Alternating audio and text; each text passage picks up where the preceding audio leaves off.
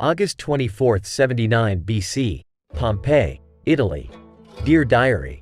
My name is Gaius and today is a day that will be forever etched in my memory. I cannot believe what has happened to our city. Mount Vesuvius, the great and majestic mountain that we have lived in the shadow of for generations, has erupted. The morning began like any other day. I woke up early to tend to my family's small farm on the outskirts of the city. As I worked in the fields, I noticed that the sky was turning dark and the air was thick with ash. At first, I thought it was just a passing storm, but the darkness persisted and the ash began to fall more heavily. It was then that I heard the first rumble of the volcano. Panic set in as people rushed through the streets, trying to find safety or gather their loved ones. The streets were crowded with people, animals, and carts as everyone tried to escape the city.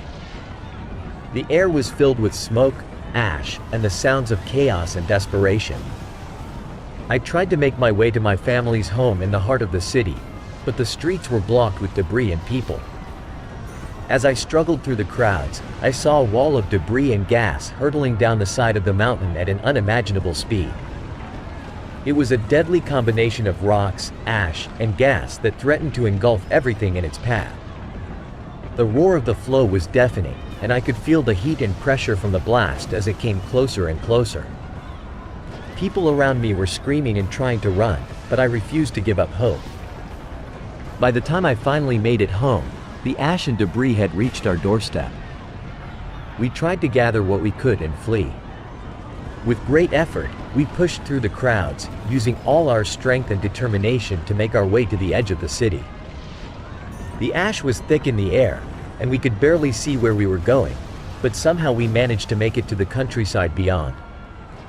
As we fled the city, we saw more and more people, animals, and buildings being consumed by the eruption. As we walked away from the city, we knew that our lives would never be the same. We couldn't help but look back at the destruction and devastation that Mount Vesuvius had wrought. We knew that we were the lucky ones, but we also knew that many others were not so fortunate. We will forever stay grateful to have survived this horrendous tragedy and try to rebuild our lives someplace else, never forgetting the once great city of Pompeii. Yours truly, Gaius.